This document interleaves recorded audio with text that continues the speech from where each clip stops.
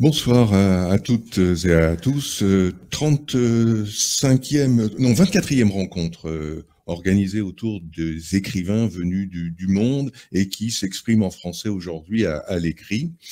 Ce soir, nous recevons Fawzia Zouari et Sedef Esser. Je les remercie de nous avoir rejoints.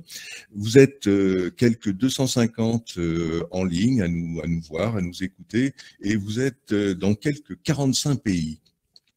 Peut-être pour vous présenter rapidement l'une et l'autre, Fawzia Zouari, vous êtes née en Tunisie, l'année où la France a chaussé ses souliers pour repartir chez elle. Je vous cite, chacun trouvera la date quand il le souhaitera. Vous êtes enseignante, journaliste, essayiste, romancière. Vous avez travaillé à la revue Kantara, vous avez travaillé à Jeune Afrique. Votre premier roman, La caravane des chimères, a été publié en 1989. Je vais citer quelques autres titres. Ce pays dont je meurs en 99, La retournée en 2002, Le corps de ma mère en 2016. Des essais aussi, le voile islamique, ce voile qui déchire la France, et Je ne suis pas Diams. Et puis, plus récemment, une biographie, la biographie de Valentine d'Arabie, auquel vous aviez déjà consacré La caravane des chimères, laquelle Valentine est l'arrière-petite-nièce de Lamartine. Alors, quand on présente quelqu'un comme ça, c'est déjà, d'une certaine façon, dire son histoire, c'est-à-dire que c'est quelqu'un qui n'existait que par son arrière-grand-oncle, Lamartine, et qui n'existait pas sous son propre nom et son propre prénom. Ce que vous essayez de réhabiliter, c'est tout de même quelqu'un qui a été modèle pour Rodin, qui a été poète, qui a été mis en musique par Ravel, et qui recevait chez elle, ou qui côtoyait en tous les cas, excusez du peu, je prends 3 personnages dans 3 disciplines différentes, à la fois Apollinaire, Chagall et Stravinsky. Pas mal. Et vous êtes l'auteur d'un dernier roman qui est publié il y a quelques semaines, Par le fil je t'ai cousu, publié aux éditions Plomb. C'est sur ce livre que nous allons essentiellement vous interroger. Sedef Esser est né à Istanbul, l'année où la France a octroyé le droit d'avoir un carnet de chèques aux femmes. Chacun, là aussi, cherchera. Et vous êtes comédienne, vous êtes dramaturge, vous êtes metteur en scène, et vous êtes auteur d'un premier roman, Trésor national, publié aux éditions Jean-Claude Lattès. J'ajoute que vous êtes ami, que vous connaissez bien, que vous avez fondé le Parlement des écrivains francophones avec une 3e personne que nous avions reçue d'ailleurs dans ce même cadre, à savoir Leïla Slimani. Vous appartenez toutes deux à des pays qui ont été en avance par rapport à leurs voisins dans bien des domaines, sur le plan des libertés, de la laïcité, de l'émancipation féminine, même si l'un et l'autre connaissent aujourd'hui une certaine régression. Vous êtes l'auteur, l'une et l'autre, de 2 livres très personnels, très intimes, mais aussi très liés à l'histoire, avec un grand H, de vos pays, de vos 2 pays, très liés au fait d'être femme, d'être petite fille, adolescente, mère de famille, au rapport mère-fille et fille-mère, très présent dans vos 2 livres.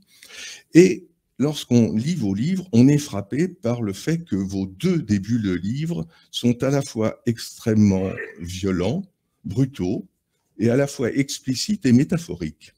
Alors, on va découvrir ces 2 débuts. Je vais demander à Fawzia de nous lire le début de son livre. Donc, Par le fil, je t'ai cousu, sont les premières lignes du livre. Je ne croyais pas que c'était aussi violent que ça, en fin de compte. Ouais. Je vais peut-être le découvrir. Alors voilà les premières pages donc, de ce livre. Du fil, du sang et des mots. Il n'en faut pas plus pour faire disparaître le corps d'une fille. La dématérialiser d'un coup, un seul, net et sec, une entaille, et le liquide qui coule, tout naturellement, dans une odeur de femme et de secret. Nous étions 3, ma mère, d'Ibiza et moi, plus un métier à tisser. L'armature en bois ne comportait que les fils de trame tendus à l'horizontale. Les fils de chaîne avaient été sectionnés. J'étais debout, pieds nus, la robe relevée au-dessous du genou droit. D'Ibiza s'est baissé et a planté un bout tranchant au niveau de la rotule. Une lame à raser, un couteau, une aiguille, je ne me souviens plus du reflet du métal. Je ne me souviens plus que du reflet du métal. Il passe aujourd'hui encore devant mes yeux comme une ombre irisée. C'est à ce moment-là qu'est intervenue ma mère. Elle a glissé les grains de raisin sec dans la main de Dibiza. 7. La matrone les a comptés à voix haute, minutieusement.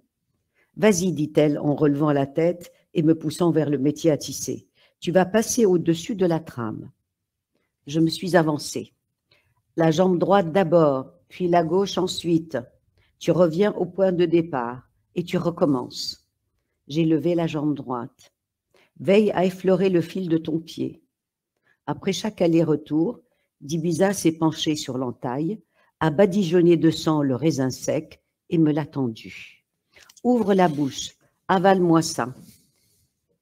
Et elle a psalmodié d'une voix de basse, par le fil je t'ai cousu, ton sang je t'ai fait avaler, nul ne pourra plus t'ouvrir, ni l'homme ni le fer, tu es un mur contre un fil, un mur contre un fil, sang de ton genou, ferme ton petit trou. 7 allers-retours, 7 grains trempés dans les gouttes rondes et écarlates qui jaillissaient de ma peau comme d'une fontaine minuscule.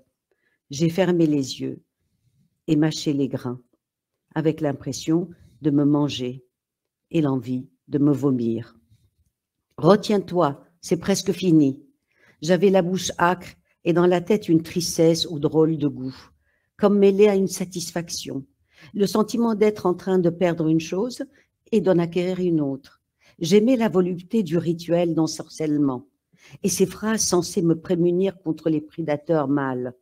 Tout individu de sexe masculin qui approcherait mon corps deviendrait impuissant en effet.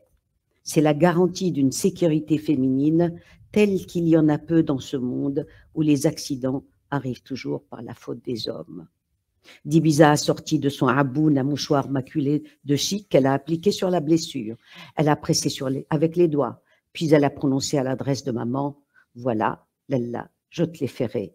Une caserne de soldats ne viendrait pas à bout de son hymen. » Je venais d'obtenir mon certificat d'école primaire et m'apprêtais à quitter le village pour poursuivre mes études dans la ville voisine du Kef. Aux yeux de ma mère, cet éloignement m'exposait à tous les dangers, dont le plus grand était de perdre ma virginité. D'où sa décision de me ferrer, entre guillemets, le sexe avant le départ. Ferrer, sceller, blinder, synonyme du même acte.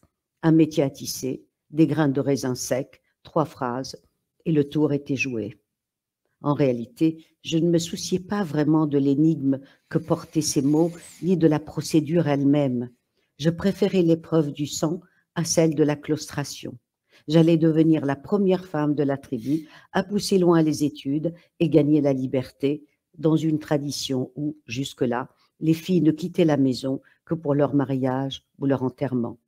Il fallait en payer les prix et je payais, sans douleur ni dégâts, en apparence du moins. Merci pour cette lecture. Lorsque vous avez imaginé ce livre très, très autobiographique, vous avez imaginé d'entrer ce début-là? Ça ne pouvait commencer que comme ça? Non, je ne l'avais pas du tout imaginé comme ça. C'est venu après. En fait, vous commencez par certaines scènes et puis tout d'un coup, il y a d'autres scènes fondatrices qui reviennent et qui vous tombent dessus. Et elles s'imposent d'elles-mêmes. Je ne suis pas du tout l'auteur à faire des plans, ni parfois même à penser. Ce sont les mots et l'écriture qui me donnent, qui me font avancer en fait. Et néanmoins, c'est cette introduction-là qui s'est imposée. C'était une évidence une fois que le livre était terminé. Une fois que c'était terminé, c'était ça. Parce qu'en fait, tout commence par là. Tout commence par le corps, tout commence par l'absence du corps. Et peut-être que toute écriture féminine, peut-être, n'est qu'une tentative de retrouver son corps, de conjurer le corps, de faire en sorte qu'il ne soit pas absent. Toute écriture est peut-être une mise en chair du corps féminin. Vous étiez étonné que j'emploie le mot violent, je le maintiens à l'écoute de votre texte quand même. Ferré, serré, blindage, les termes sont lourds non seulement de sens, mais d'acte aussi. Oui, mais je ne le sens pas comme telle. C'est-à-dire que, en fait, on m'a toujours posé cette question, mais ta mère, elle était trop sévère, ta mère, elle était violente, ce qu'on t'a fait est violent. Donc, a priori, je devrais être dans une logique un peu occidentale, qui est celle d'être dans famille je vouais. Vous m'avez fait trop de mal, j'aurais dû finir chez un psy, et voilà. Alors que là, j'étais dans une société avec ce que j'ai toujours appelé une mécanique de vie, avec un instinct de survie extraordinaire qui nous était transmis par les femmes elles-mêmes. Et donc, tout ça était normal pour nous. C'était normal que la mère vous batte ou vous soumette à un rituel comme ça. C'était dans l'ordre des choses. Et donc, on l'acceptait. C'était normal que dans une tradition, on vous dit le paradis est sous le pied de vos mères, que vous soyez, que vous acceptiez ce qui se fait. Donc, je ne vois pas ça comme une violence, en tout cas, pas comme une violence qui irait jusqu'à la rupture. Parce que je n'ai jamais été un être de rupture. J'ai toujours négocié. J'ai négocié entre les siècles, entre les traditions, entre les frontières, etc. Et donc, je n'ai pas vu ça comme une violence, ou alors le traumatisme est toujours caché. Cédef, on va entendre aussi le début de votre livre, et là encore, un début qui marque d'une façon assez forte, violente d'une certaine façon, en tous les cas métaphorique. Bon. Alors, quand Esra Zaman m'a demandé de rédiger un éloge pour sa propre cérémonie funéraire, qu'elle s'apprêtait à mettre en scène au théâtre de la ville d'Istanbul, je me suis d'abord mise en colère et j'ai immédiatement refusé. Mais petit à petit, sans crier gare, l'idée a fait son chemin. Au bout de quelques jours, elle a même commencé à me plaire tout en me faisant peur pour une raison très simple. Esra Zaman est ma mère et elle est la plus grande icône du cinéma turc. Puis, un matin de 2016, quelques semaines après le coup d'État qui avait secoué la Turquie, j'ai commencé à écrire. Et à partir de là, je ne pouvais plus m'arrêter. Pas parce que j'avais vaincu la terreur d'écrire sur la culpabilité filiale, non, le vertige était bien là, encore plus qu'au début, mais tout simplement parce que c'était trop tard, je ne pensais plus qu'à ça. Je savais pourtant bien que je ne pourrais jamais égaler Baudelaire, Woolf, Colette, Gary, Cohen, Cocteau, Sartre, Duras, Gide, Camus, Morrison et tant d'autres qui s'étaient aventurés sur leur mal de mer. Mais plus j'écrivais, plus je découvrais à quel point sa vie était romanesque et notre destin exceptionnel. Je n'avais plus qu'à raconter, aller à l'essentiel dès les premiers mots, au récit, aux faits.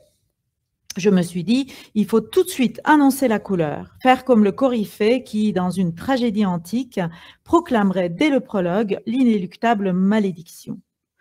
J'ai donc décidé de commencer par les 3 coups d'État qui ont inventé notre vie. Voilà. Et puis après, il y a 3 courts passages, les 3 coups comme au théâtre. Premier coup d'État en 1960, deuxième coup d'État en 1971 et troisième coup d'État en 1980. Voilà. Alors, la grande différence entre vos 2 livres, c'est que nous sommes là avec vous dans la fiction, ce qui n'était pas le cas avec Fawzia. Et là aussi, pourquoi commencer par ce choix et comment est-il né ce début de roman, cette mère qui demande à sa fille d'écrire son éloge funèbre? C'est peu courant quand même. Alors, déjà, je savais que j'avais un personnage qui était octogénaire, ça, je le savais. Je voulais que ça soit une actrice très connue en Turquie, une diva, qui avait à la fois vécu cet âge d'or du cinéma turc, ce que j'appelle moi Istanbul-Hollywood, mais ça s'appelle pas comme ça en turc, ça s'appelle Yeşilçam, du nom de la rue où il y avait tous les producteurs à l'époque. Parce que et à la fois donc qui avait fait plein de films et à la fois qui s'était confronté au grand rôle du répertoire au théâtre, allant du Tchekhov à Ibsen, de Shakespeare à Molière, ce qui était vraiment le cas en Turquie dans les années 50, 60, 70. Et je voulais que cette femme, l'agonie de cette femme, soit un petit peu métaphorique, voilà, du monde d'hier, de la Turquie d'hier, c'est-à-dire voilà, cette fin d'une Turquie laïque cette vie flamboyante qu'elle avait vécue. J'avais envie, voilà, qu'on commence par cela. Tout est théâtre, tout est cinéma, même sa vie, parce qu'elle met en scène son mariage, vous le racontez, elle met en scène sa mort. Enfin, tout passe par le théâtre, le cinéma, la mise en scène. Elle joue la comédie de sa vie. J'ai eu la chance de connaître quelques grandes actrices, mais toutes les grandes actrices ne sont pas des divas, mais il y en a quelques-unes qui sont des divas. Et j'ai eu la chance d'en connaître quelques-unes de près, françaises et turques. Et je sais qu'il y a toujours ce côté comme ça, à chaque moment de sa vie, de vouloir se mettre en scène, etc. Son mariage, comme vous dites, tout est prétexte pour rendre les choses. Et puis elle fabule. Vous savez, il y a des gens qui mentent pour manipuler tout ça, et puis il y a des gens qui mentent qui fabulent, en fait. Il y a cette différence dans la langue française qui est merveilleuse, c'est que, ouais, c'est pour rendre les choses plus belles, plus théâtrales, voilà, c'est une drama queen, donc elle raconte sa vie, elle vit tout de manière théâtrale. Fawzia, je reviens vers vous, j'ai extrait une courte phrase de votre livre, vous dites « Écrire, c'est trahir sa mère ». Alors, votre mère, vous lui avez consacré un livre, Le corps de ma mère, elle est très présente, vous le reprochez à un moment dans le livre, vous dites « Voilà, ce que je ne souhaitais pas survient, je suis en train de tomber dans le piège et de ressusciter maman à chaque tournant de la page. » Oui, en fait, ça, c'était la promesse que je m'étais faite de ne parler que de moi. Mais vous ne pouvez pas parler de vous, enfant, sans parler de votre mère, et surtout quand vous avez une mère comme la mienne. Donc j'ai cru que je lui avais réglé son sort en quelque sorte, mais en fin de compte, elle m'a poursuivie. Et elle reste quand même assez liée au corps. Hein. C'est comme si c'était un autre corps qui obstruit le mien.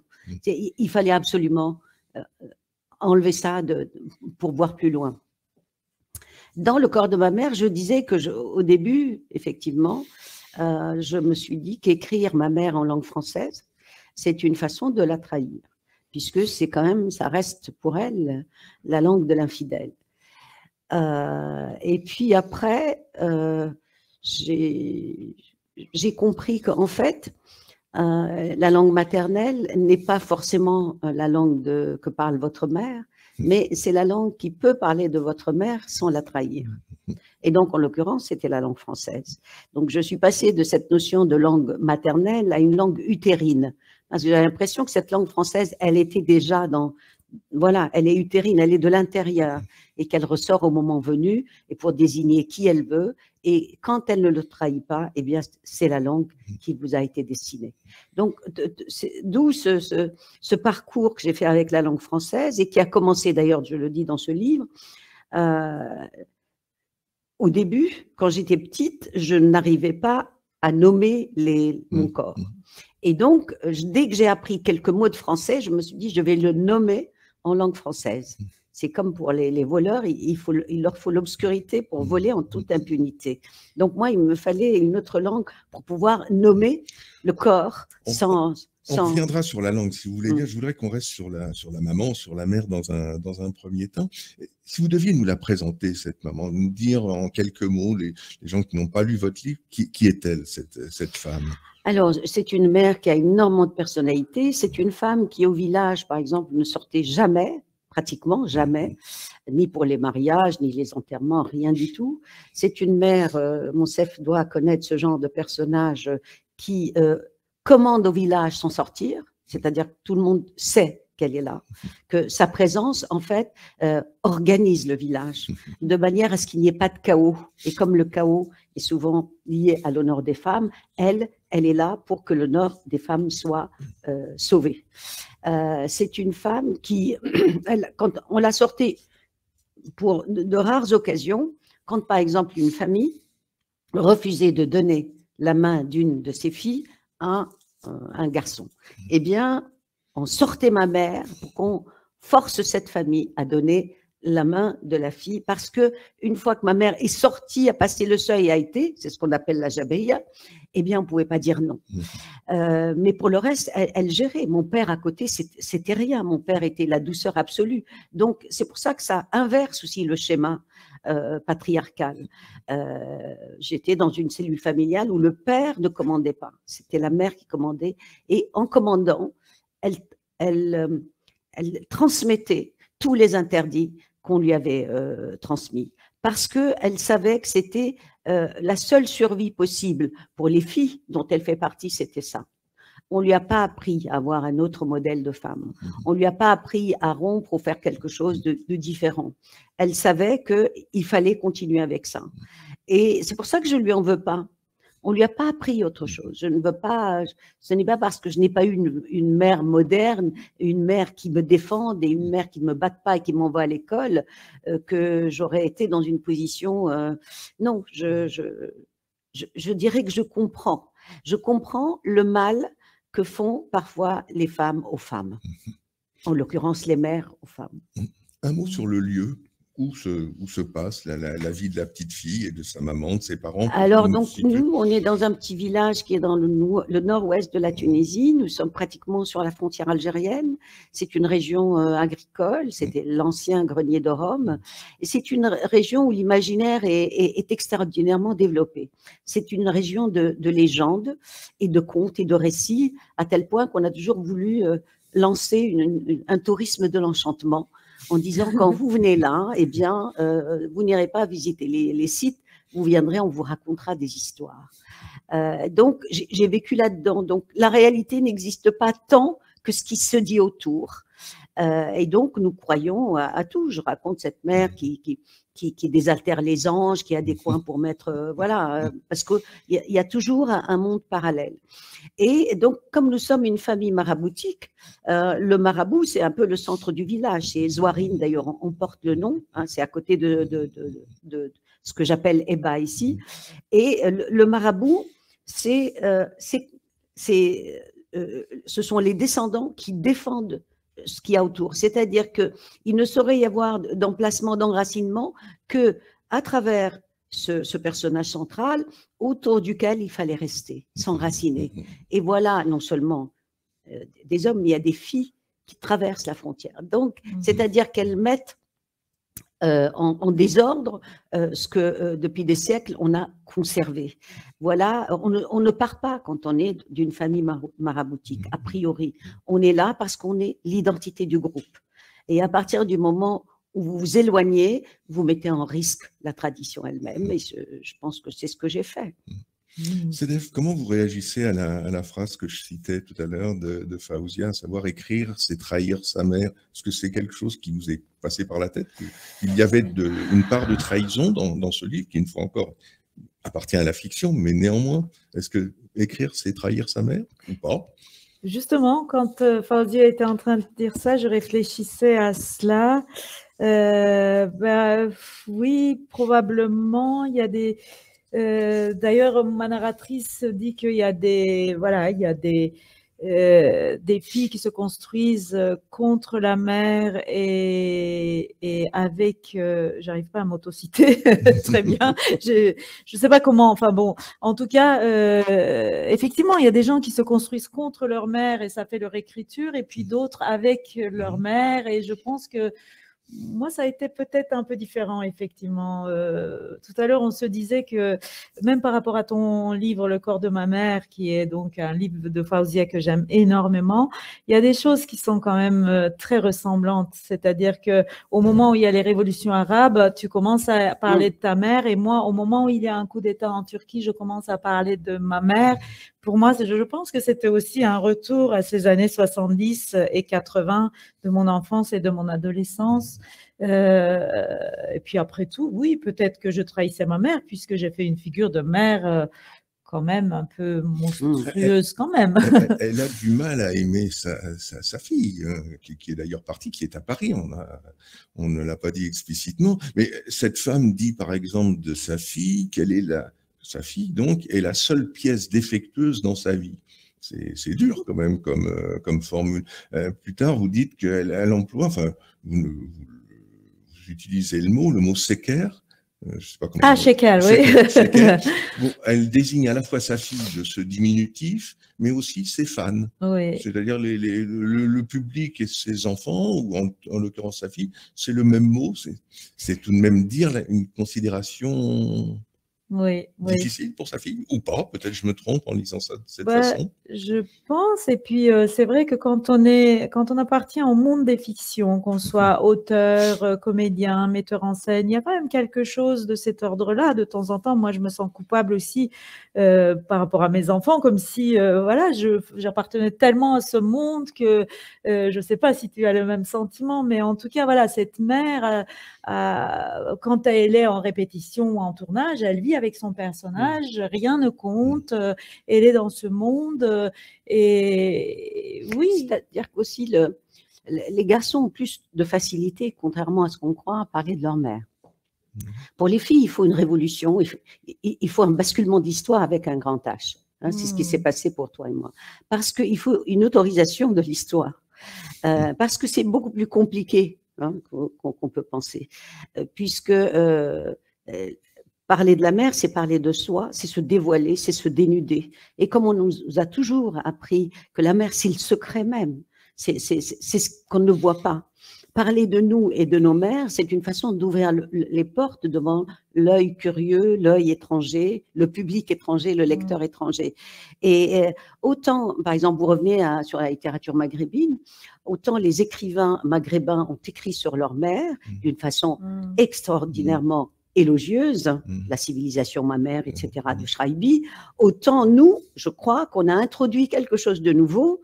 Moi, mon livre a fait un peu scandale parce qu'ils ont dit mais comment elle parle comme ça de sa mère? C'est-à-dire, on l'a enlevé de son piédestal et j'ai mis de gros mots dans sa bouche et j'ai dit, et je lui ai fait parler de sexe. Et là, donc, j'ai désacralisé le personnage. Et je crois que c'est les filles qui désacralisent plus parce que les hommes sont dans une relation tellement admirative ou admiratrice de leur mère qu'elle reste toujours un culte et que, voilà, ils n'osent pas y aller avec autant de force et de vérité. C'est plus difficile ou plus facile de parler du père ou de la mère, ou c'est la même chose? Moi, dans mon cas, mon père était d'une, comment dire, c'était pas un personnage de roman. C'était quelqu'un de doux, c'était quelqu'un qui ne sortait pas de l'ordinaire, de ce qu'on peut… Qui n'aime pas la querelle, vous dites. Mon père, c'est le silence, oui, c'est une forme de protection. Mais il avait des choses extraordinaires. Par exemple, là, je raconte que mon père, il adorait tellement les médecins et donc il faisait le tour de Tunis et de tous les hôpitaux. Il n'était pas malade. Hein.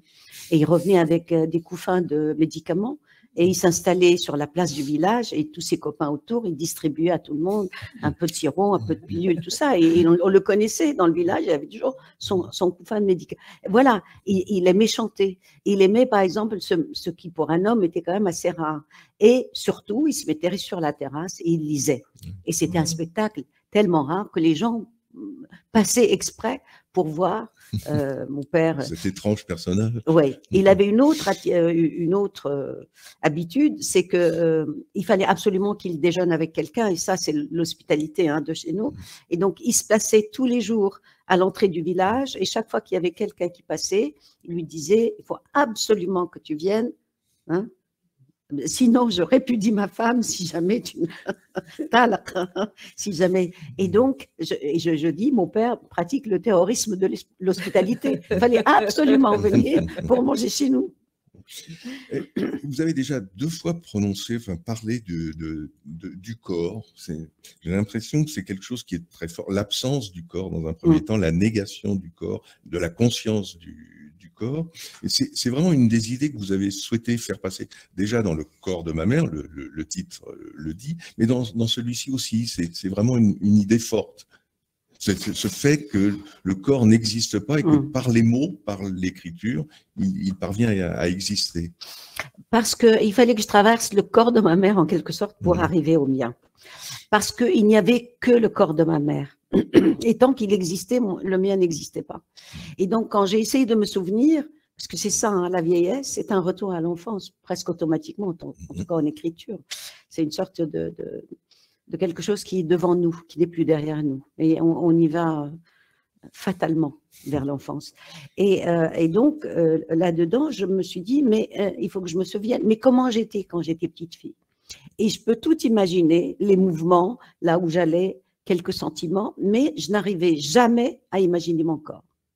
Je ne savais pas comment j'étais. Je me rappelle que j'avais les cheveux frisés et que parfois on me les lissait à l'huile d'olive. Et puis c'est tout. Et donc, j'ai compris bien plus tard, beaucoup, peut-être dans ce livre, que en fait, par l'écriture, je n'ai cherché que ça. Et que, voilà, à retrouver un corps. Et donc, je ne l'avais pas. Alors, est-ce que c'est la formule magique, là, qui a fait en sorte que psychologiquement, ça agit sur moi, hein, ce rituel, et ça y est, donc ce jour-là, j'avais perdu mon corps. Est-ce que c'est autre chose? Mais jusqu'à mes études supérieures, voilà, j'étais une idée, j'étais un concept, je ne pouvais pas être un corps. Et je crois que c'était là aussi, je savais que si je redevenais un corps, eh bien, les portes allaient se refermer. Donc, pour que je puisse continuer mes études, pour que je puisse voyager, il ne fallait pas que j'existe charnellement. Il fallait que j'existe autrement, en tant que, voilà, en tant qu'idée.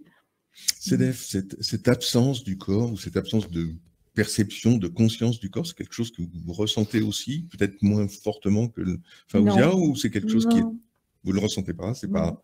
Non. Le corps fait partie de... Oui, moi j'étais toujours consciente de mon corps, peut-être parce que j'ai été une petite actrice très jeune. Ensuite, j'ai fait de la danse, j'ai fait du sport. Donc non. Et puis j'étais dans un milieu beaucoup plus occidentalisé. On était vraiment, enfin, c'est un peu ce que je raconte aussi dans le livre. On était, quand on était adolescente, on était en short, en mini-jupe.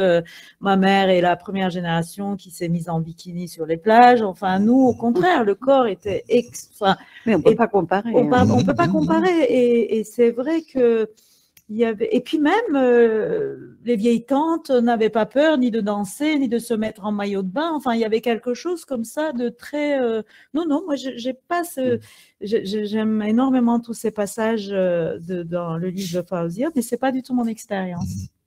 On va parler aussi des hommes dans votre livre, dans Trésor national, Ezra, dont on a parlé dans ce début de rencontre, a deux amours, Ishak, son mari, photographe, reporter, qui va disparaître, et puis Ismaël, qui est son amant. Et ces deux personnages, alors les deux prénoms sont assez proches, mais les deux personnages sont assez proches aussi, c'est des copains d'enfance, hein, si ce n'est que l'un est fils de riche, l'autre fils de pauvre, et que l'un, le second, est très dépendant du premier. Vous pouvez nous présenter ce duo-là d'amants? Alors, j'ai voulu que ça soit un petit peu quand même la Turquie blanche contre la Turquie noire. C'est-à-dire qu'en fait, Ishak appartient à une famille riche. Il habite un bel immeuble à Istanbul. Et puis, Ismaël est le fils du concierge. Et quand j'étais... Enfin, il y en a encore, mais c'est vrai que c'est très frappant ça en Turquie, à Istanbul, en tout cas dans les beaux quartiers. Il y a ces beaux immeubles. Et puis, il y a au sous-sol, à côté de des réserves de charbon, etc., il y a des petites pièces où s'entassent des familles de concierges. Et en fait, Ismaël appartient à cette famille-là. Mais les deux enfants vont être amis. Mais il ne faut pas que je spoile le livre quand même. Et donc, effectivement, Esra Zaman, donc cette grande actrice turque, va avoir... Et puis, il y a aussi... cette histoire de Jules et Jim, elle dit toujours, bon, comme elle fabule un peu, elle dit, de toute façon, Truffaut l'avait écrit pour moi, ce rôle, etc. Donc, elle n'arrête pas de raconter des histoires comme ça. Et pour elle, c'est une espèce d'histoire. Elle a son mari et son amant, et c'est bizarre, mais elle est capable de tomber amoureuse à la fois d'un homme très raffiné qui appartient à une autre culture, qui est polyglotte, qui voyage, etc., qui est de son milieu plus occidentalisé, et de l'autre côté, quelqu'un dont les parents sont venus avec l'exode rural à Istanbul chercher le pain parce qu'ils avaient réellement une condition... ils habitaient les bidonvilles d'Istanbul. Et j'aime bien les personnages comme ça aussi. Je trouvais que les deux, mettre côte à côte ces deux hommes était intéressant. Et puis aussi, ça dit un peu le destin de la Turquie. Comment cette ces élites ont méprisé ces classes inférieures et comment ça s'est retourné, comment le destin s'est retourné pour finir. Voilà, ces classes pieuses, ces classes qui n'ont pas d'argent, voilà. Fawzia, ce père que vous avez évoqué, qui ne décide pas, c'est quand même lui qui va vous amener à l'école, contre le gré de votre mère. C'est lui qui va dire non, là, c'est pas toi qui décide, c'est moi, et cette fille ira à l'école, poursuivra ses études. Et donc, contrairement au schéma traditionnel, c'est à 2 fois je serai sauvée par les hommes. La première fois, donc mon père, quand j'arrive donc à l'école primaire, et après, je dois aller au collège. Le collège, c'est à 30 km. Et donc là, ma mère dit non, ça suffit, il faut qu'elle soit comme ses sœurs, qu'elle rentre à la maison. Et c'est Mustang, c'est le film turc. Et mon père dit non, non, mais regarde là, elle est toute maigre, elle est toute petite, c'est vrai. Je dis celle-là, bon, il me défendait avec le même. En fait, on avait la même argumentation. Et après, donc, je vais au lycée, je termine, et quand j'ai le bac, ma mère dit, maintenant, ça y est, elle a 18 ans, et là, c'est mon frère qui va dire non. Il faut qu'elle termine. Le deuxième personnage qui intervient. Et donc, 2 fois, effectivement, j'ai été sauvée par les hommes. Bon, cela dit, ça ne m'a pas engagée dans une défense absolue de la gente masculine. Non, semble-t-il. Oui, je garde quand même... parce qu'autour de moi, j'ai vu, et dans ce village, à quel point mon cas est exceptionnel pour ce qui est de mon père, que je sais la chape de plomb, que c'est qui existait, que je sais pour les jeunes filles combien les pères et les frères, de toute façon, l'espace public leur appartenait. Nous étions ailleurs. Et moi, je les admirais. Je ne pouvais pas être de toutes les façons. C'est pour ça que quand j'ai essayé de lire Simone de Beauvoir avant je me dis, mais jamais, c'est comme toi. Quand tu parles de ta mère et son amant, pour moi, c'est de la science-fiction. Je veux dire, c'est dans ce petit village, avec cette Tunisie qui fonctionnait comme il y a des siècles, c'était... mes enfants me disent, mais maman, mais tu dates de l'Antiquité. Parce que j'aurais pu exactement vivre comme ma mère. Donc, les choses sont complètement différentes. J'ai vécu c'est pour ça que je me demande maintenant, mais qu'est-ce qui m'a préparée à être une femme libre, ou être une femme féministe, ou être une écrivaine, etc. Rien dans tout cela ne me préparait. Et quand je lis Simone de Beauvoir, elle dit, voilà à quel point, donc c'était quand même un milieu où elle se cultivait, elle était écoutée. Et même, elle indique sa date de naissance et l'adresse exacte. Moi, je ne peux pas l'indiquer. Et je dis, moi, eh bien, je suis née femme. Je suis restée, je ne pouvais que rester femme. Vous ne l'êtes pas devenue, donc. Je ne le suis pas devenue. C'était dès le départ. J'étais une femme et je suis restée une femme. Parce que les espaces étaient cloisonnés, parce que, et d'ailleurs, nous sommes dans une tradition où la confusion des sexes est une véritable, donne une peur panique. Il faut que les sexes soient séparés. C'est en fonction de cette configuration. Le monde des femmes, oui, c'est en fonction de ça que est préservé le calme de la cité. Sinon, c'est ce qu'on appelle la fameuse fitna ou le désordre. Voilà. Donc, chacun a sa place. Vos 2 maisons, ou les 2 maisons que vous évoquez dans vos livres, sont des maisons qui sont pleines, mais très différemment. Sedef, vous dites, le petit monde des intellectuels turcs se bouscule dans le salon.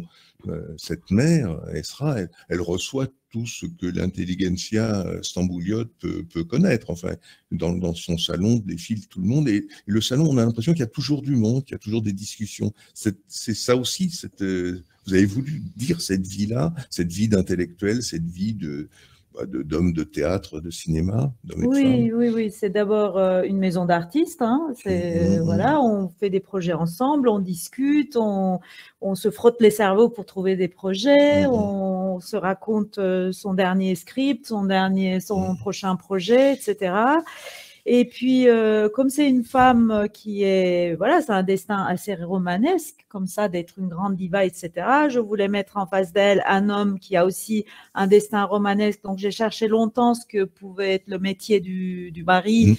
Et je me suis dit, une femme comme ça va tomber amoureuse quand même d'un homme qui, voilà, Donc, je me suis dit, c'est un homme qui voyage, qui met sa vie en danger.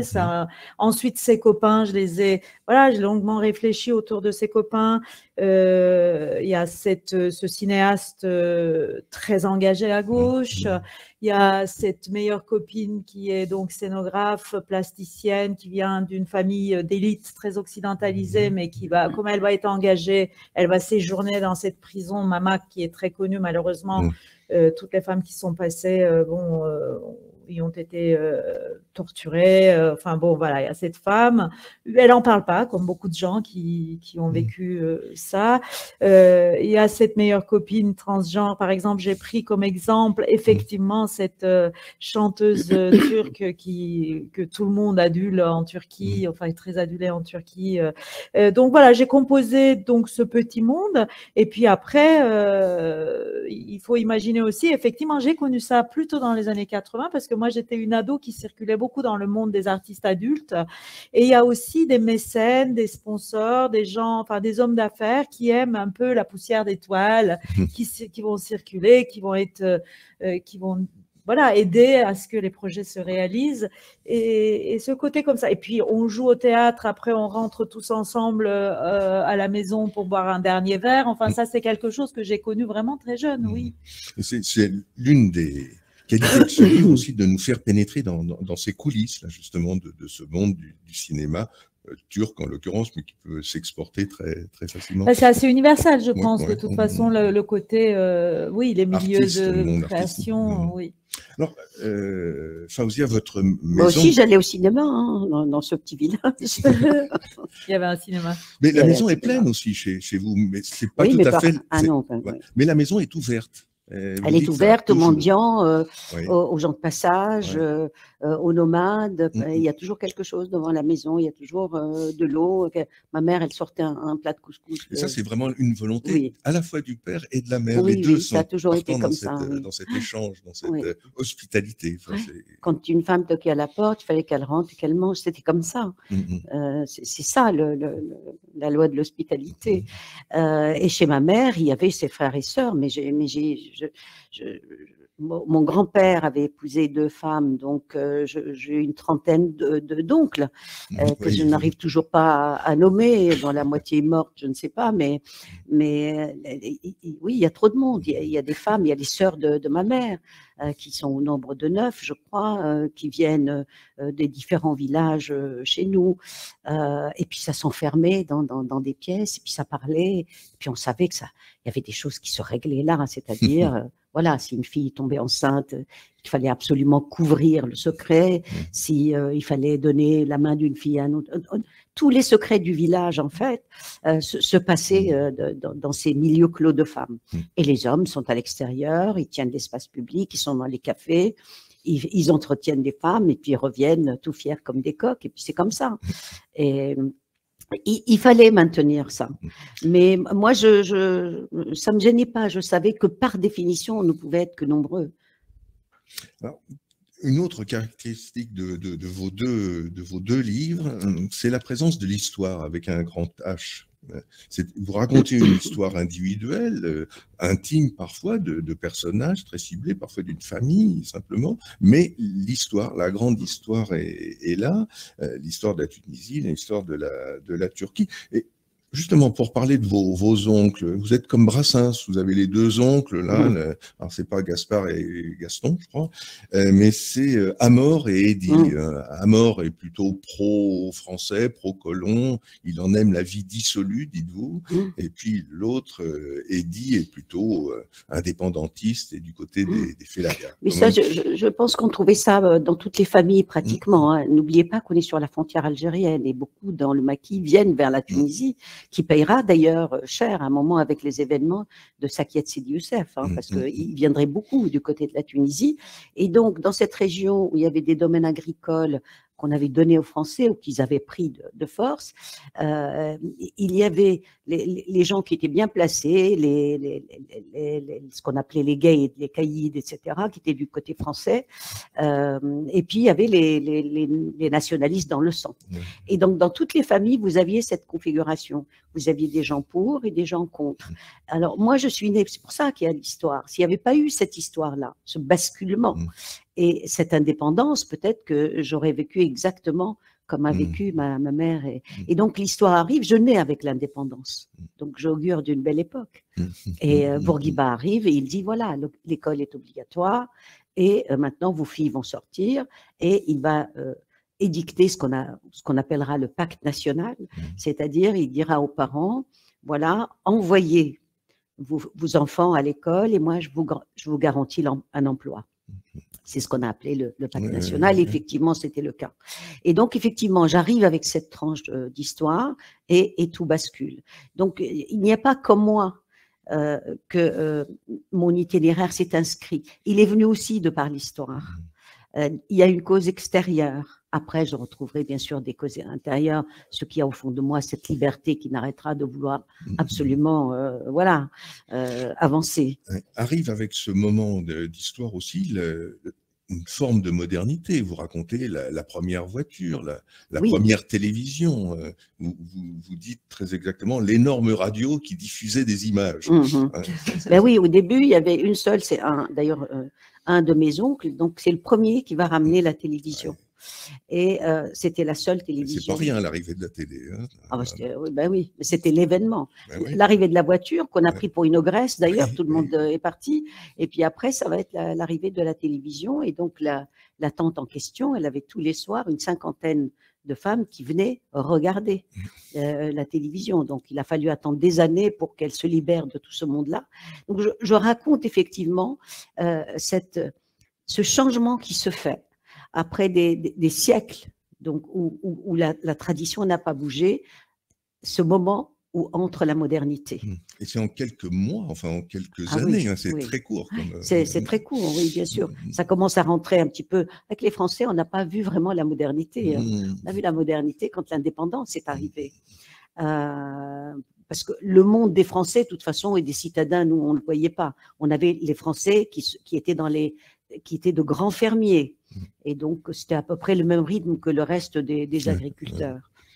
Cédef, vous aussi, l'histoire, la grande histoire, elle est là, dans l'histoire de cette femme. Dès l'introduction que vous avez lue tout à l'heure, vous parlez des coups d'État, des 3 coups d'État qui vont rythmer le rythme de la Turquie, hélas, et le rythme aussi de cette femme, d'une famille. Non, vous avez souhaité que l'histoire, que votre roman soit adossé à la grande histoire?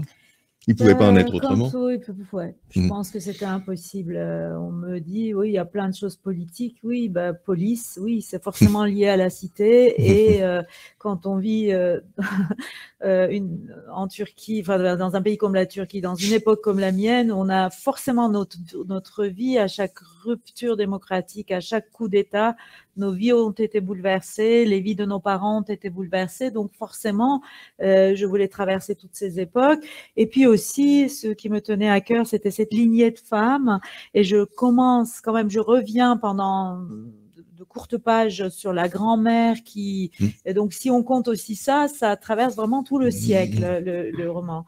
Et c'est vrai qu'on ne peut pas ne pas parler des coups d'État successifs, on ne peut pas ne pas parler de la première femme actrice, comment les femmes turques ont obtenu le droit de vote 10 ans avant les Françaises, comment… voilà, en fait, forcément, et puis aussi le métier de l'amant, va faire que en fait l'histoire est là. Ce qui signifie pour vous, romancière, un travail de documentation, d'enquête pour dire la vérité, l'authenticité en tous les cas. Un vrai travail journalistique là pour le coup vraiment. Et puis j'ai demandé de l'avis d'amis historiens qui ont relu, etc. Parce que oui, tout à fait. À chaque fois que je voulais recréer une époque, il fallait vraiment que je sois certaine des dates, etc. Et puis après, on prend des libertés aussi. Le voilà, mentir vrai. Le mentir vrai, on est obligé à un moment donné de superposer votre vérité sur une vérité existante. Enfin, comme dit Umberto Eco, quand vous prenez une rue, admettons en 1974, vous êtes obligé de quand même réinventer des magasins, enfin voilà. Après, sur certaines choses, je ne pouvais pas bien sûr faire de... Et puis il y a aussi par exemple cette histoire de les islamistes qui font un attentat, ou alors le 1er mai 1977, des événements comme ça, je les ai mis en introduisant mes personnages dedans, en injectant mon histoire dedans, mais il fallait bien que je recrée l'atmosphère. Le metteur en scène qui meurt en 93, là, c'est ça. Ça, c'est vraiment quelque chose qui a existé. C'est un fait historique. Bien sûr, sauf que quand vous décidez d'introduire votre personnage dans un fait historique comme ça, il faut bien étudier pour pas raconter. Firat. Ouais. C'est son vrai nom. J'en sais rien, c'est un prénom que j'ai choisi. Voilà, c'est un être de fiction, mais puisque je l'ai créé, il existe quelque part. Moi, je pense que quand les livres sont finis, les personnages sont quelque part, non? Ils ne disparaissent pas comme ça dans la nature. Faouzia, on en a un tout petit peu parlé tout à l'heure, mais parmi les grands bouleversements, il y a donc l'école pour les filles, ça c'est quand même fondamental. Vous dites que l'école, c'est à la fois un refuge, c'est le mot que vous employez, et vous dites aussi c'est la maison de mes rêves.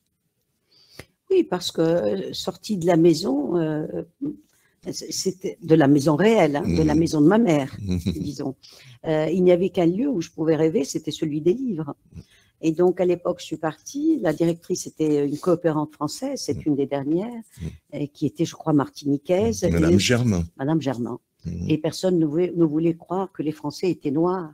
Parce que pour eux, la Martinique, ça ne voulait rien dire. Et donc, ils n'ont jamais voulu... Pour eux, c'était pas la France. Elle avait beau s'appeler Madame Germain et donc il y avait tout le temps des discussions autour d'elle. Et donc moi je rentre et nous sommes à une époque où l'enseignant, l'instituteur est l'homme du rêve par excellence. Et dans cette tradition musulmane qui dit l'instituteur a failli être le prophète. C'est-à-dire qu'on a une admiration, un respect extraordinaire. Et puis je rentrais, j'ouvrais les livres, j'étais ailleurs. C'était mon monde à moi. Il y avait ça, il y avait les contes. C'est pour ça que, donc, moi, je ne me documente pas du tout. J'ai l'impression que l'histoire est cousue à ma propre histoire. Donc, et mon histoire est cousue à une autre histoire qui est celle de l'imaginaire. Et donc, il faut absolument se mettre dans le temps du conte. Et le temps du conte, tout est possible. C'est-à-dire qu'on n'est plus dans le journalisme, on n'est plus là à donner l'info, on est là pour donner de la fiction, et plus la fiction est énorme, plus le roman est là, pour moi en tout cas. C'est pour ça que je parle de ces fous, de ces marginales, de ces histoires qui, à la limite, ne pourraient pas être crédibles, mais nous fonctionnions comme ça au village. Tout était possible et plausible. Toutes les deux, vous nous avez montré vos pays, je le disais tout à l'heure, qui étaient sans doute en avance par rapport à leurs voisins et par rapport à beaucoup d'autres pays, y compris la France pour certains domaines, vous l'avez mentionné, mais aussi montrer le fait qu'ils étaient en avance, c'est montrer aussi la régression d'aujourd'hui, d'une certaine façon. Lorsque vous mettez en avant la laïcité, le droit de vote des femmes, l'école pour les filles, et aujourd'hui une certaine régression qui est en nombre pâle de vos livres, non ? Écoutez, moi je trouve que d'une façon générale, moi je fais partie d'une génération qui a vécu la plus belle époque.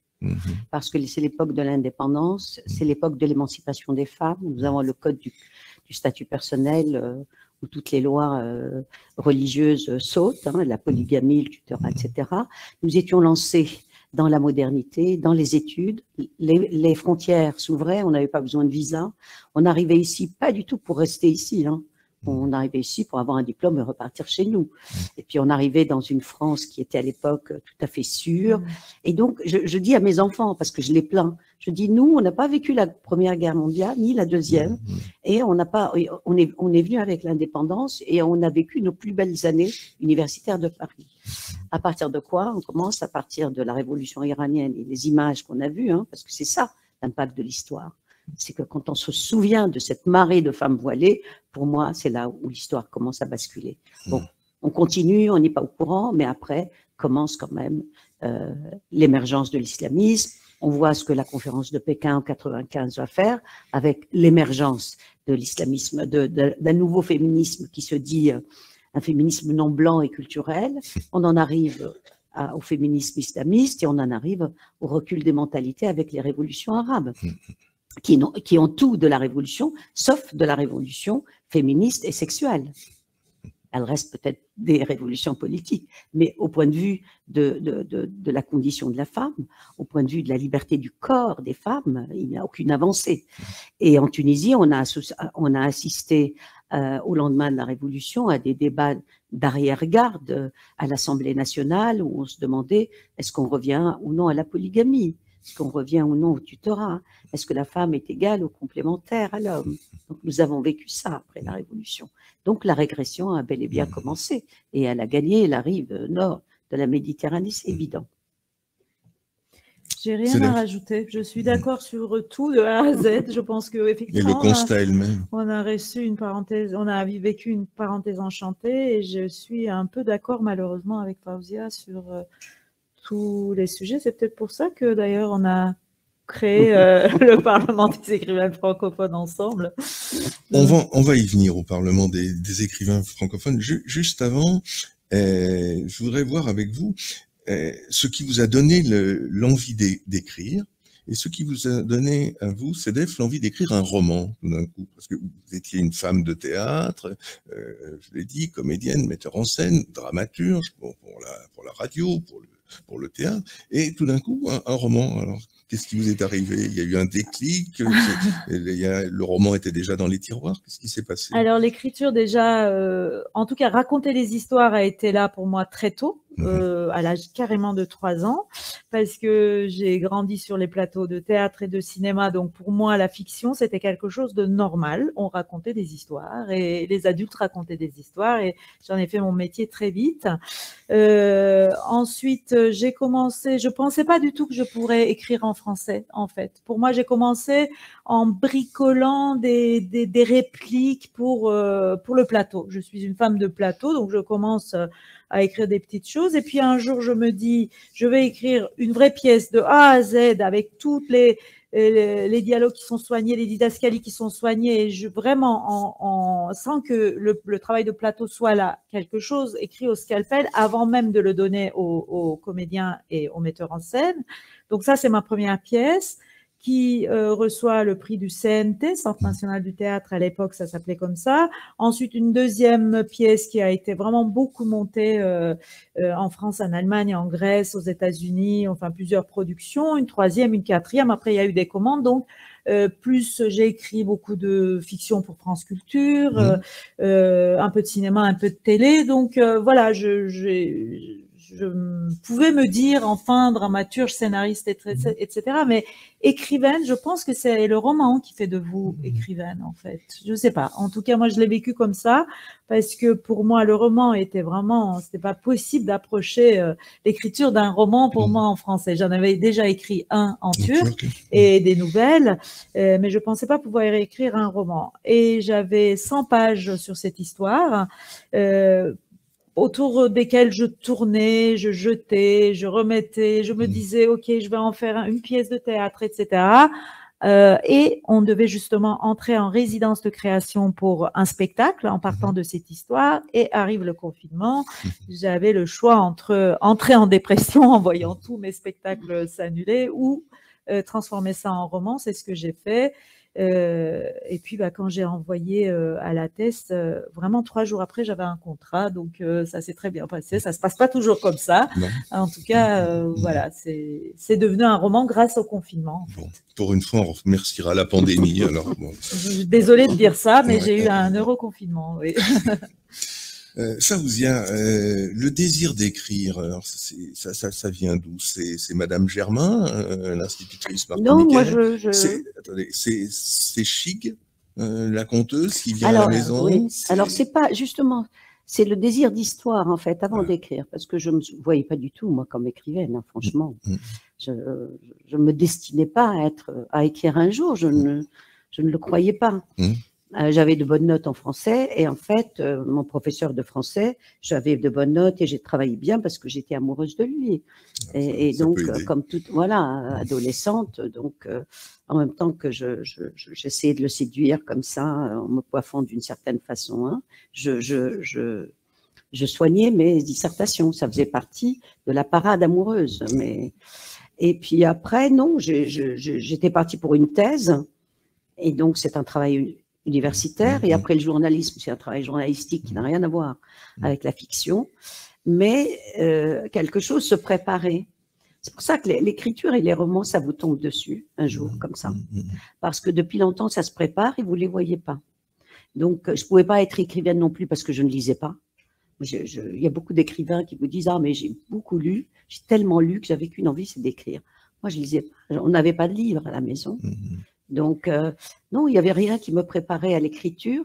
Mais je pense que dès le départ, je concevais le monde comme une écrivaine. C'est-à-dire que j'aurais pu rester, ne pas, sans avoir jamais publié de livre. Parce que je pense que écrire, ce n'est pas publier. Ou avoir une vocation d'écrivain, c'est d'abord savoir regarder le monde comme écrivain. Et c'est pas seulement raconter des histoires, c'est voir par quel bout on peut prendre l'histoire. Parce que moi, souvent, quand je traverse la douane en Tunisie, je ne sais pas si je t'ai raconté, il y a toujours un douanier tunisien, sur mon passeport, c'est marqué écrivaine, qui demande « Ah, mais moi aussi, j'ai plein d'histoires à raconter. » Et je n'ai pas envie de lui dire qu'il ne s'agit pas de raconter, tout le monde a des histoires à raconter. Je pense, donc, c'est un être au monde qui est tout à fait particulier, et petit à petit, eh ben, ça s'impose. La première chose, je crois, qui m'a fait venir à l'écriture, c'est par l'intermédiaire de la nièce de Lamartine. Je me suis égarée dans ce destin, et j'ai découvert à travers elle une vie qui n'était pas la mienne et qui aurait pu être la mienne. Qui a fait un chemin à contrario du vôtre. Hein. Elle est allée vers le Maghreb. Et moi, j'ai fait le contraire. Et je pense que ce passage était obligatoire. Et je pense que pour se trouver soi-même, il faut peut-être s'égarer dans l'étranger, dans l'autre. Et c'est un chemin qui est un chemin d'altérité, hein, d'abord. S'égarer dans l'autre. À l'Alliance française, on s'intéresse forcément à la langue française. Sedef, vous écrivez à la fois en turc et en français. Est-ce que ce livre aurait été possible en turc? Eh bien, maintenant, il y a une traduction qui se prépare en turc. Traduction, mais vous, est-ce que vous l'auriez pu l'écrire? Non, je ne pense pas. D'abord, je pense que je me serais perdue dans le sentimentalisme de la langue turque avec laquelle j'entretiens un rapport vraiment un peu trop charnel, un peu trop sans distance, voilà. Il y a quelque chose de très précis dans la langue française dont j'avais besoin, quelque chose avec peut-être de la distance et de l'humour aussi. Et puis aussi dans mon histoire aussi, un peu d'amour, parce que je voulais aussi prouver à quelqu'un que je pouvais écrire un roman, et qui est français, donc voilà, qui est mon mari. Donc voilà, il y a parfois des raisons aussi personnel que ça, parfois.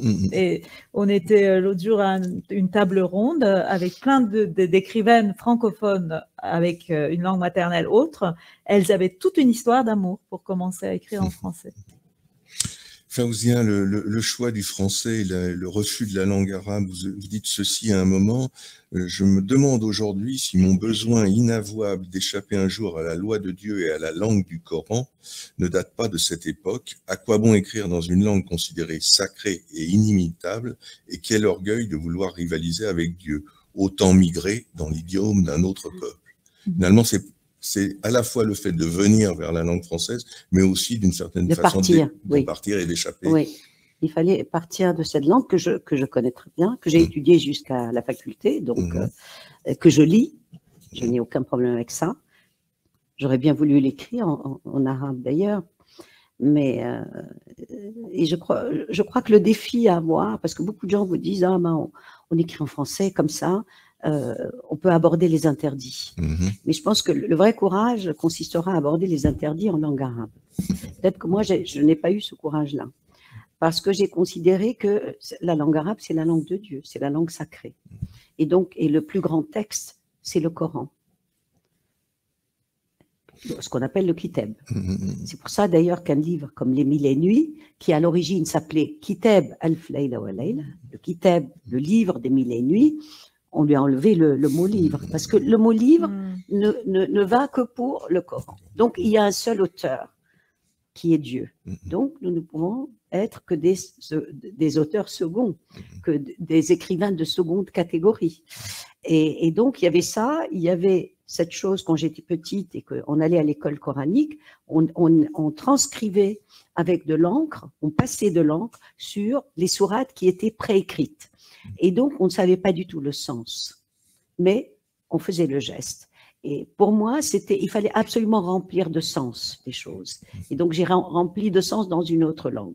Vous voyez, donc il y a tous ces transferts-là qui se sont passés. Et j'estime que de toute façon, que la littérature est une langue, c'est pas une langue, mais c'est un procédé anti-religieux par définition. Et moi, je voulais sortir de ça. Oui. Vous avez une très jolie formule pour rejoindre ce que l'on disait tout à l'heure. Vous dites « les mots étaient mon attrape-corps ». Vous jouez avec le mot attrape-cœur, attrape-corps, mais la formule est belle. Ça veut dire que grâce aux mots, et singulièrement en l'occurrence aux mots français, ces mots français vous ont permis de dire votre corps. Mais ça, on revient exactement donc, au point de ce que je disais au début, qu'effectivement, les mots, c'est ce qui m'a... Maintenant, je me suis rendu compte que la littérature, l'écriture a été... On écrit pour retrouver ses morts, ses vivants, retrouver ses souvenirs, mais on écrit aussi pour trouver un corps, pour se faire une consistance de corps. Je crois que j'ai écrit pour retrouver un corps, donc ça, pour attraper un corps possible, et pour attraper un sens autre, qui ne soit pas le sens religieux, qui sorte de la certitude du monde pour être dans le doute sur le monde. Et c'est pour ça que dans cette langue-là, j'ai pu, c'est une illusion, c'est une réalité, je n'en sais rien, mais j'avais l'impression que je pouvais explorer et aller au-delà de la religion, et m'égarer dans le doute. C'est ça qui m'a allé hors frontières et en même temps retrouver un corps. Alors, vous avez fait plus que ça, puisque vous avez créé ce parlement des écrivaines francophones. Alors, j'aimerais bien que vous nous disiez de quoi s'agit-il, quelle est son histoire, quel est le but, l'ambition et les réalisations. CEDEF, enfin, ou CEDEF. CEDEF. Alors, en 2017, j'étais invitée à un festival à Orléans, Voix d'Orléans, et donc, en tant que dramaturge, Fawzia était modératrice de cette table ronde à laquelle j'assistais, et puis quelques temps après, elle m'a appelée pour dire qu'elle avait ce fou projet de créer un parlement des écrivaines francophones. Et puis, quelques mois après, nous nous sommes retrouvés à l'Organisation internationale de la francophonie, Fawzia, moi-même et Leila Slimani. Et aujourd'hui, on est 110 femmes de 5 continents qui écrivons en langue française, qui avons à peu près toutes une double culture, pratiquement toutes. Et en fait, qu'est-ce que nous faisons? Eh bien, nous disons nos valeurs, avec cette langue qui véhicule certaines valeurs. Voilà, ce socle de valeurs est très important pour nous.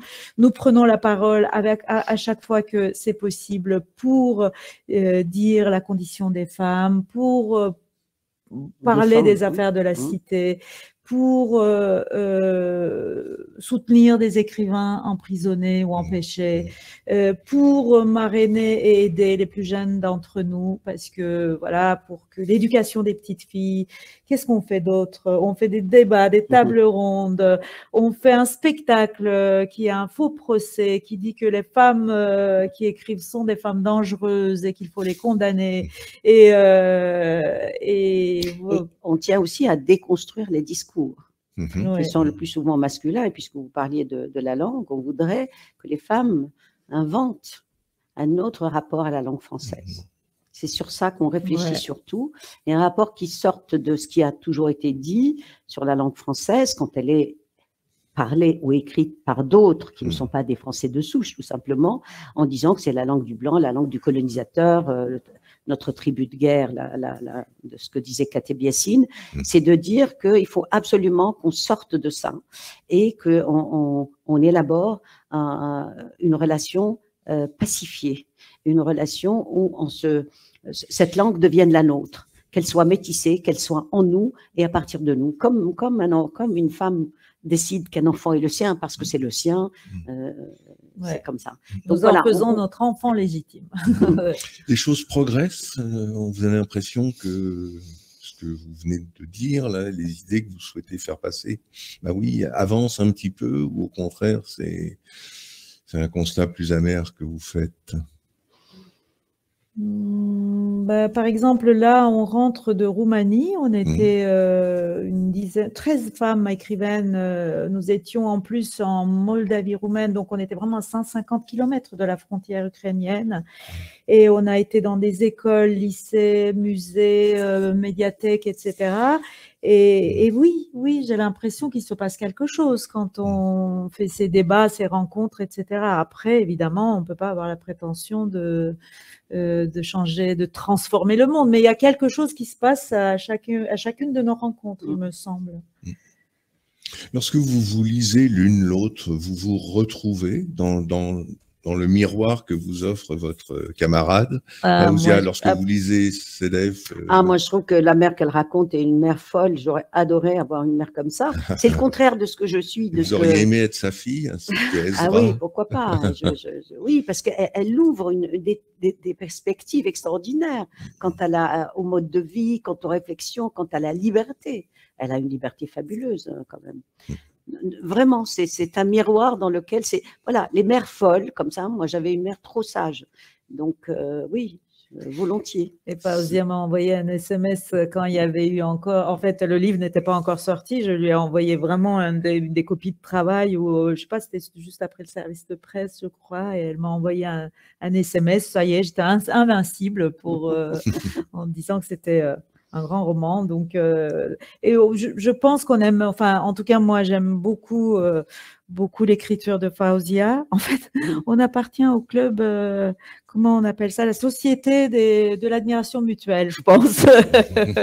Mais il faut dire aussi, c'est un autre Orient qu'on conjugue actuellement. Société de l'admiration mutuelle, la SAM. La SAM, voilà, on appartient à la SAM. Je crois qu'à travers nous, il faut suivre, oui, justement, il y a un autre voyage vers l'Orient et vers l'Occident qui se fait à travers les femmes. C'est ça qui serait important quand même et qui renouvelle les regards. Suite à ce que sans doute vous venez de dire, il y a quelqu'un qui nous envoie une question, Ouda de Tunisie, qui demande qu'est-ce que cela veut dire aujourd'hui de s'affirmer en tant qu'écrivaine francophone? Je t'en prie. D'abord, essayer de dire les choses qui ne sont pas dites, d'avoir le courage d'aborder les sujets qui sont des sujets tabous, et d'utiliser une langue qui, je le sais, par exemple, dans certains pays comme la Tunisie, qui est devenue une langue assez décriée, le français, puisque vous savez qu'avec le contexte actuel et l'émergence des islamistes chez nous, les francophones sont une espèce qui est rejetée et qui est considérée comme une espèce de traître en quelque sorte. Donc, je crois qu'il faut affirmer ça. Il faut dire que le jour où la Tunisie ne parlera plus que l'arabe, c'est un jour fini pour elle et que toute autre langue, le français ou autre, est une ouverture vers le monde et qu'il faut donc, nous sommes là pour ça. Nous sommes là pour ce combat sur la langue, pour ce combat de l'altérité. Parce que vous savez, les écrivains ne sont pas dans le dialogue. Le dialogue, c'est tellement, je veux dire, un terme et une procédure éculée. Les écrivains sont dans l'altérité. C'est-à-dire, je est un autre et l'autre est je.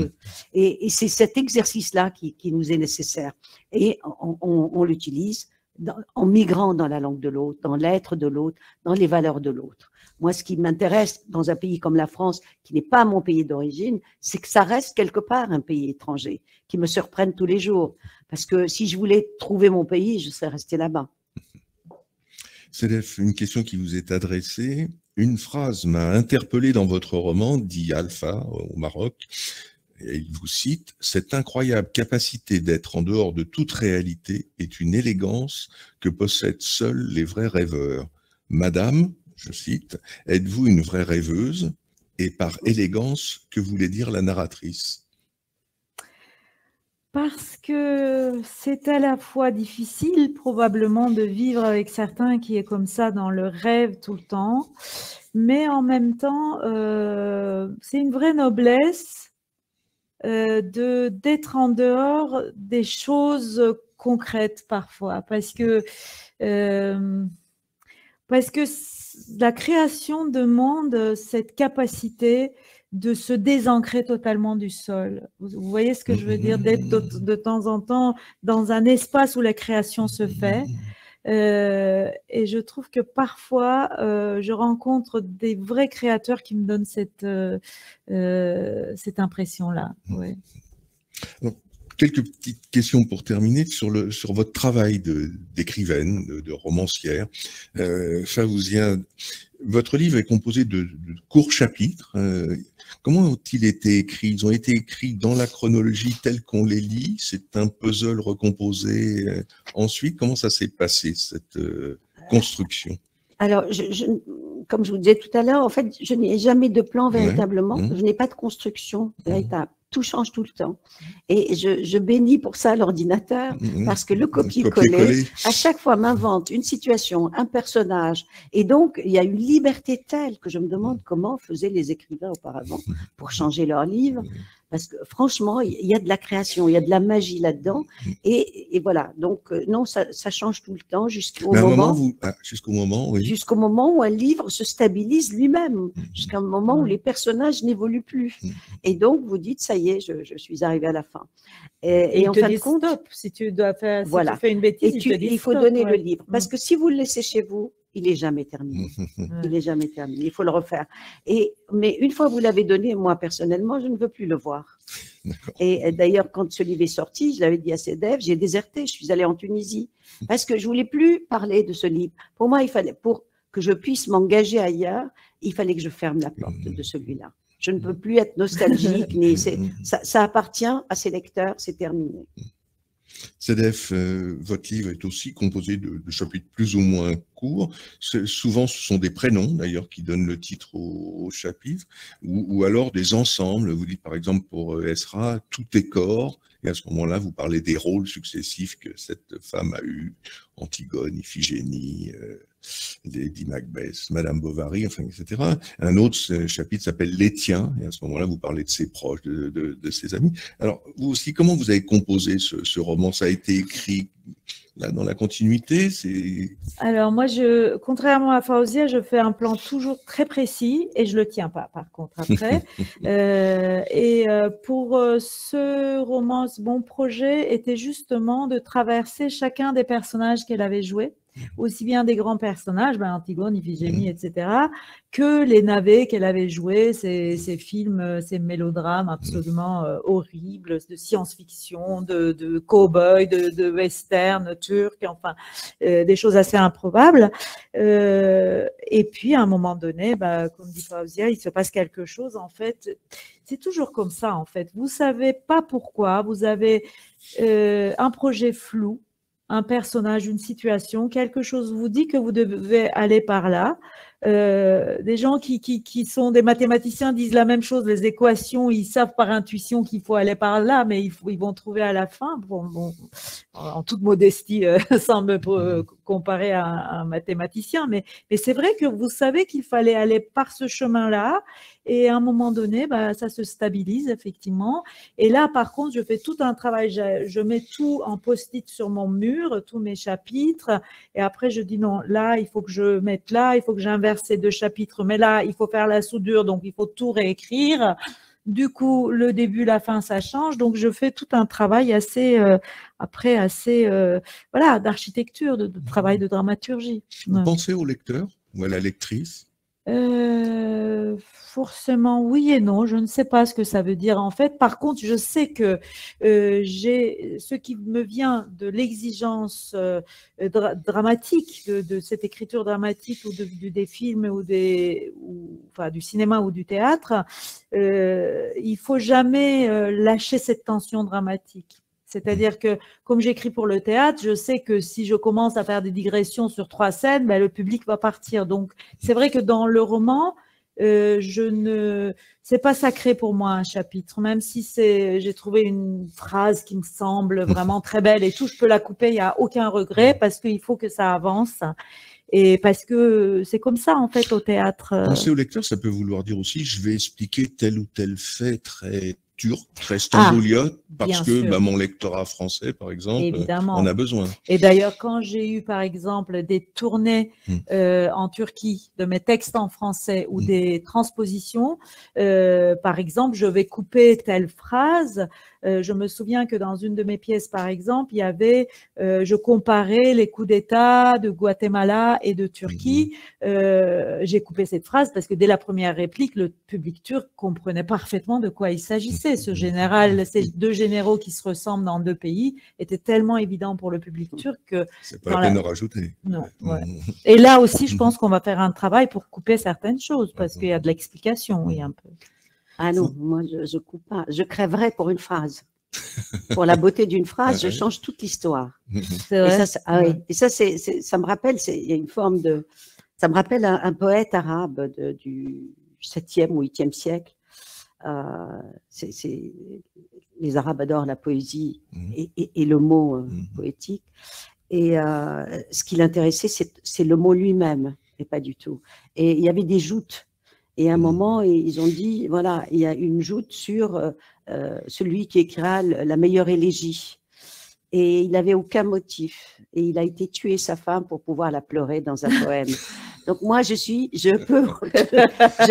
une phrase, peu importe les personnages, il faut que je la maintienne. J'ai un rapport à la phrase quand je trouve qu'une phrase est belle. Ça y va de mon existence même, je veux dire. Et j'écris dans cette maison où, je suis désolée, le lecteur n'existe pas. Alors, du coup, mais il y a des gens qui disent « Ah, mais c'est un peu assez exotique », ce que je n'aime pas du tout. J'ai dit « Si c'est exotique que je parle d'une mère comme ça, pour vous qui êtes citadin et moderne, peut-être. Mais en fait, c'est ma mère et elle est comme ça. » Et ça me rappelle Garcia Marquez qui disait, on lui dit « Mais pourquoi tu racontes des choses pas réelles ?» Il dit « Je raconte les choses comme ma grand-mère me les a racontées. » Et donc, moi, je raconte les choses telles que j'ai raconté, telles que je les ai vues raconter. Et donc, a priori, le lecteur n'est pas là. Je pourrais même après mettre dans un tiroir et je suis très, très contente de moi. Parce qu'il me fallait, mon premier lecteur, c'est moi-même. Donc, vous voyez cette recherche de se retrouver qui est d'abord, avant celle de rechercher un lecteur. Sedef, le travail de dramaturge, le travail de comédienne, de metteur en scène, c'est une aide pour la romancière ou au contraire, il faut se déshabituer de ces techniques dramaturgiques? J'ai bien vu comme cette écriture est devenue une pièce de théâtre, puis un roman, puis une pièce de théâtre, puis un roman. Et maintenant, c'est adapté par quelqu'un d'autre que moi pour le plateau. Enfin, c'est un vrai roman en même temps. Oui, c'est un vrai roman, bien sûr. À chaque fois, je changeais totalement la langue. Parce que c'est pas du tout la même langue quand c'est écrit pour l'oralité, pour le plateau, que quand c'est écrit pour… parce que quand vous écrivez pour le théâtre, vous écrivez seul, certes, mais après arrive une troupe très nombreux, enfin composée de plein de gens, l'éclairagiste, le metteur en scène, le comédien, le costumier, qui travaillent pour… D'ailleurs, je suis toujours très émue quand les répétitions commencent. Je me dis, mais j'ai créé un mensonge toute seule et il y a 30 personnes qui savent faire pour que ce mensonge devienne une réalité, alors que quand on écrit un roman, on écrit seul et une personne lit seule. Donc, c'est vraiment un rapport de une personne à une personne. Je pense que c'est très, très, très différent. Après, peut-être aussi par rapport à ce que tu disais, par exemple, moi, j'ai beaucoup l'habitude, bien sûr, avec les metteurs en scène et les comédiens qui me disent « Ah, est-ce que je peux changer cette réplique ?» Évidemment, de temps en temps, c'est veto. Mais si on me dit « Ah, je voudrais juste couper ces 3 répliques », par exemple, un jour, j'ai un de mes metteurs en scène qui m'a dit « Là, je mets une chanson » et je me suis dit, il a raison, parce que là, les mots ne peuvent pas aller plus loin que cette musique. Donc, alors que j'adorais ce passage, j'ai dit, bon, bah, coupons. Donc, alors que pour le roman, vraiment, je suis responsable de chaque virgule. Donc, il y a quelque chose aussi qui se passe parfois dans l'écriture qui devient elle-même la réalité, la vérité. Parce que moi, je me souviens qu'une des scènes de ce livre, c'est mon beau-frère qui me l'a raconté. Parce qu'il a vécu donc cette scène, c'est quelqu'un qui se jette sous les rails du train Et donc, il me raconte, il y avait l'infirmier, il y avait je ne sais plus qui. Et donc, et moi, j'ai écrit quelque chose et il y avait un autre personnage. Et je l'ai vu il n'y a pas très longtemps. Et on a parlé de cette scène. Et il m'a dit non, il n'y a pas ce personnage. J'ai dit non, si, il existe ce personnage. Et donc, et lui, à la fin, il m'a dit, eh ben, tu dois sans doute avoir raison. Vous voyez comment l'écriture elle-même impose son propre univers et devient la vérité. Parce que moi, j'étais persuadée que ce que moi j'ai raconté était la réalité et je l'ai converti à mon point de vue. Tout à l'heure, vous l'avez presque dit, est-ce qu'il faut désapprendre à être journaliste pour devenir romancière? Et est-ce qu'il faut désapprendre ce qu'on a appris à la Sorbonne, par exemple, aussi? Alors, moi, le journalisme, je l'ai fait pendant des années. Ça a été, pour parler de violence, ça a été une vraie violence au début pour moi, puisque je n'avais qu'une envie, c'était celle de rêver et d'écrire n'importe quoi. Et on me demandait d'écrire, de ramener ce qui se passait dans le monde, et le réel, et les chiffres, etc. Et j'avais qu'une envie, c'est d'écrire dans mon propre style. Et le journal vous demande d'écrire dans le style du journal. Donc, c'est une vraie violence. Et au début, je me rappelle, j'en pleurais. Hein, chez Benyamed à Jeune Afrique, j'en pleurais. Parce que je me disais, mais c'est pas possible. Mais petit à petit, j'ai appris. Et le journalisme m'a appris à être plus concise, par exemple. Plus, hein, de tailler un peu dans la longueur de la phrase, de savoir mieux ponctuer, parce que j'ai toujours eu beaucoup de mal à ponctuer, moi, la phrase française, puisqu'elle obéit toujours à un rythme arabe, donc je ponctue toujours là où il ne faut pas. Et avec le journalisme, j'ai appris la concision, ça m'a donné un peu de distance. Vous passez par l'oralité pour faire cette ponctuation ou pas? Non, c'est surtout le rythme coranique qui m'est resté dans la tête, oui. C'est surtout ce chant-là. D'ailleurs, je dis toujours, il écrit des mots français sur une partition arabe. La partition, le tempo, la ponctuation, elle est arabe. Ce qui irrite beaucoup mes éditeurs, mais c'est pas grave. Toutes deux, vous êtes à la fois dans le monde des littératures francophones, mais vous êtes aussi observatrice, lectrice. Est-ce que vous avez l'impression, l'une et l'autre, que le monde fait plus de place aux littératures francophones, de plus en plus, et singulièrement aux femmes? Ou pas? Aux littératures francophones, je ne sais pas. Il faut être dans le métier de l'édition, peut-être pour dire ça, je ne sais pas. Mais il faut fréquenter les librairies aussi, vous voyez. Oui, beaucoup, oui. Après, les voix féminines, oui, sont peut-être un petit peu plus, en tout cas amplifiées en ce moment. On entend peut-être plus parler des femmes écrivaines et puis à travers notre Parlement aussi, je pense qu'on contribue peut-être un peu. Après, est-ce qu'il y a plus de littérature francophone actuellement, enfin, est-ce qu'on entend plus parler? Je ne sais pas. C'est-à-dire qu'il faut qu'elle ait ses lecteurs pour qu'on puisse en parler. Et par exemple, si vous passez de l'autre côté, hein, sur la rive sud, c'est très difficile de lire la littérature qui sort en France pour la simple raison qu'elle est très chère. Donc, par exemple, mon livre se vend, c'est la moitié du SMIC. Donc, je leur dis, ne n'achetez pas, ça vaut pas la peine. Donc, il y a un problème de lecteur. Mais je pense que, par contre, la littérature féminine francophone, je trouve qu'elle, vraiment, elle est dans une grande vitalité. Bon, elle est souvent lue que par les femmes. Il faut pousser les hommes à lire les femmes, parce que c'est ça le réflexe, hein, les femmes lisent les femmes. Mais je pense donc qu'il y a véritablement une poussée comme ça et quelque chose d'extraordinaire qui se passe là. Une dernière question pour terminer cette rencontre. Quand vous dites « je rentre chez moi », c'est où? Oh, depuis longtemps, Paris pour moi. Ouais. Dans la langue française. Merci à toutes les deux de vous être prêtées au jeu des réponses à mes questions. Vos livres sont sur les tables de vente de la librairie et donc de la dédicace également. Ce soir, je dois remercier des personnes qui étaient dans l'ombre et dans les coulisses. Je donne leurs prénoms: Frédéric, Flore, Cerise, Lucie, Adèle, Mohamed et Nicolas. Et je vous donne rendez-vous, deux rendez-vous. Un, le 3 mai, ce serait une nouvelle rencontre en français dans le texte, et cette fois avec le dernier prix Goncourt, Mohamed Mbougarsar, le Sénégalais, superbe roman primé par le Goncourt, et écrivain qui mérite vraiment une belle écoute. Et puis enfin, le 5 juillet, avec quelqu'un qui a voyagé entre la Tchéquie et la France. C'est quelqu'un qui s'appelle Lenka Ornakova-Sivad, elle appartient à votre Parlement. Lenka. Voilà quelqu'un qui pourrait rentrer tout à fait dans le Parlement. Elle a d'abord écrit en tchèque, elle écrit aujourd'hui en français. Son premier roman avait obtenu le prix Renaudot, premier roman en français, le Renaudot des lycéens. Et elle écrit vraiment entre les deux pays, mais en français. Merci à tous, je vous souhaite une bonne soirée et de belles lectures. Merci à vous.